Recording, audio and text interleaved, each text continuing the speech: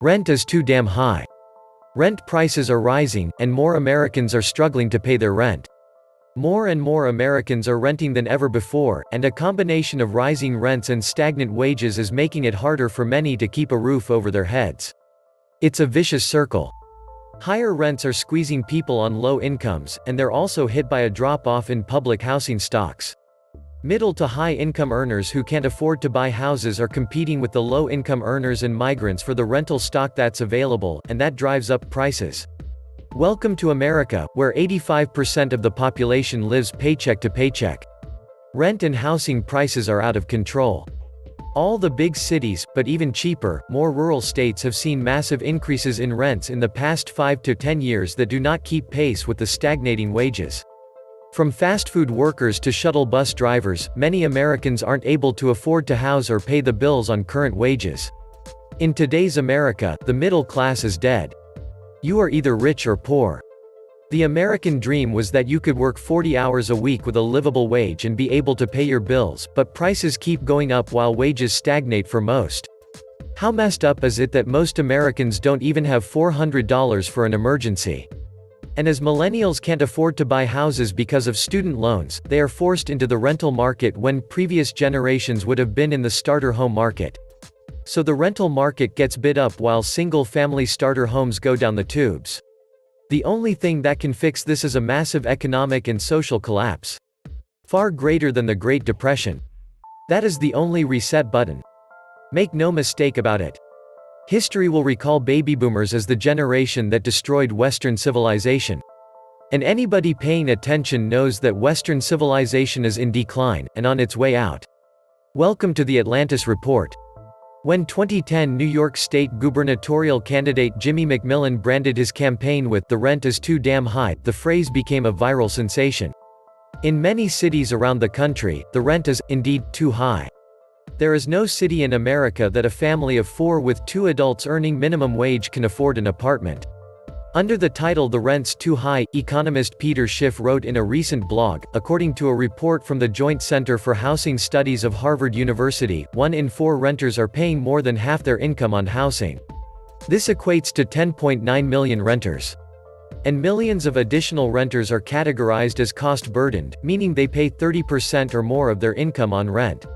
More and more of these overburdened renters come from the ranks of middle-income earners.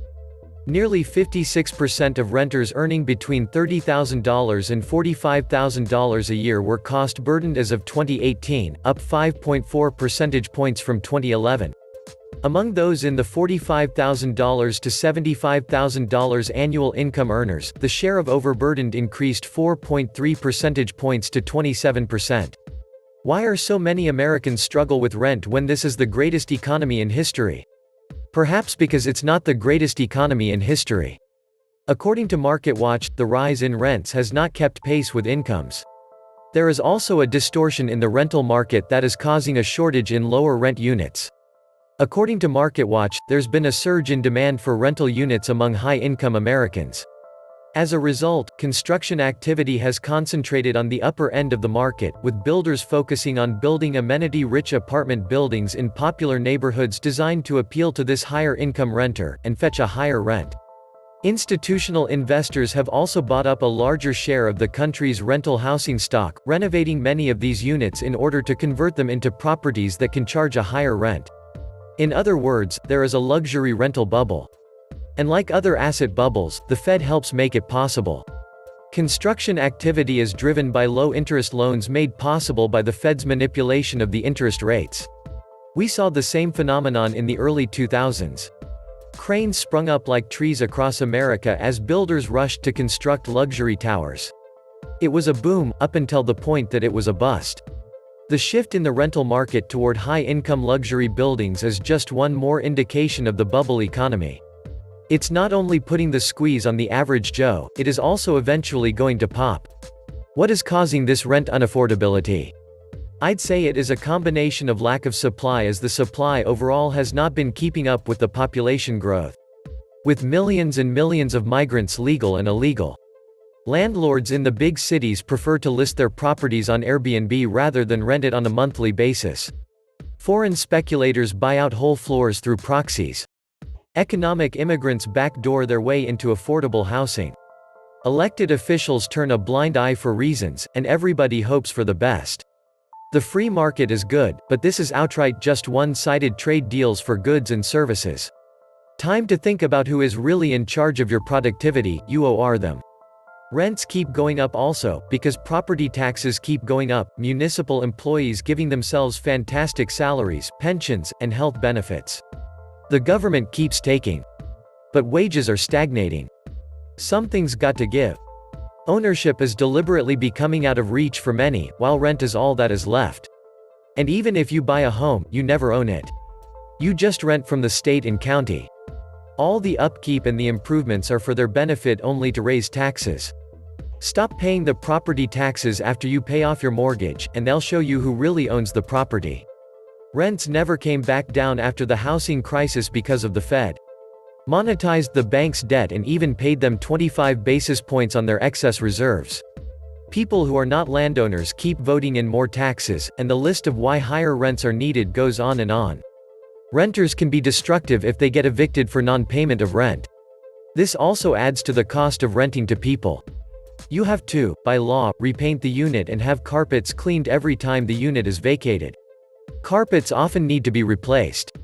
Fixing up a unit after a careless renter can cost thousands, and the chances of recouping that are very low as the cost to go after them can outweigh the benefits, and even if you get a judgment, you may never see the money.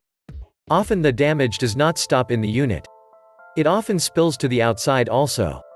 This can include damage to garages, sheds, and oil stains that must be power washed to make the unit appealing to new prospective renters. Because of discrimination issues, it can be hard at times to keep individuals you may not want as renters out of your units. We will continue to see rents increase due to the lack of morals in the upcoming generations. With single-family homes, no sense of the creator, liberal schools, a lack of discipline, and a public media system that creates strife, this all equates to horrid people overall and thus higher rents due to the people they bring. High rents are caused by the Fed pumping housing sale prices. The rich pay more, buy more housing, and charge a higher rent. QE pumps asset, stock prices, and the lower classes pay more rent. And the Federal Reserve is still convinced that there's no inflation.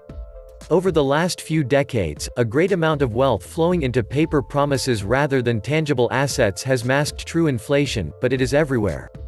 This means that while many economy watchers tout the line, any economic crisis will result in massive defaults, and deflation hidden forces may prove them very wrong. One place it is most obvious is apparent in the replacement cost of buildings and infrastructure destroyed or damaged by nature's fury. The Fed never cares about average Joe. Thank the Fed and zero interest, creating a massive bubble in home values. Not to mention the Fed bought up $1.2 trillion in bad mortgages to keep home prices up. It's a way to get more tax revenue. The middle class feels richer with higher home values even as more and more of their money goes out the window in property taxes.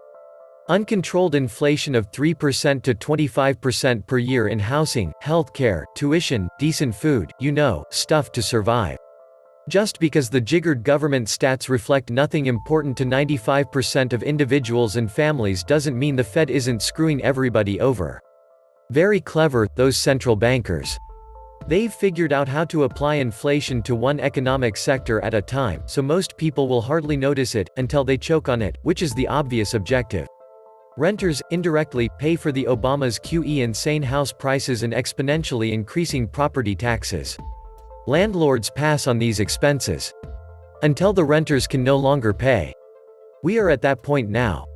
Many cities have renters paying 50% or more of take-home pay for the rent. There is no money left to save, buy a car, take a vacation, or have children, etc. Renters don't see it. If they did, they would be screaming for 1. Interest rates at 6% plus. 2. Public unions disbanded. 3. QE unwind accelerated. 4. Bankers in jail. 5. Mark-to-market. Foreclosures completed within 60 days. 6. Fire 90% of government workers. Getting rid of the public sector unions is necessary too, but it is not enough. We have to dump the non-productive public sector now so that the private sector can allocate the capital to produce actual wealth instead of merely transferring wealth from the private sector to the public sector. 7. Eliminate most of the crazy building codes that make it unprofitable for developers to build anything but high-end luxury rental properties. You need to look no further than ridiculously low interest rates over the past decade. Low interest rates fueled an explosion in property values, which, of course, has had very little correlation with where wages have been. If you made a property purchase immediately after the crisis, your cost base is far lower than it is for anybody that purchased in the last 2 to 3 years. If you have a higher baseline cost basis, you need to charge more for rent to break even or create positive cash flow. Once we enter the upcoming recession, depression, those that were late to the party will be left holding the bag. They'll be stressed out as their equity evaporates before their eyes, their mortgages go underwater, and they can't find anyone to rent their properties for anything close to break even. Ironically, in the cities with the highest rents, homelessness is exploding. In fact, this unaffordability also leads to a rapid increase in homelessness. Did not Thomas Jefferson warn us before? He said something like, "One day you're gonna be homeless if you let the bankers control money." That's it. At the end of the day, all roads lead back to the fiat money system, broken countries. Broken trade. Broken bond markets. Broken manufacturing. Broken businesses.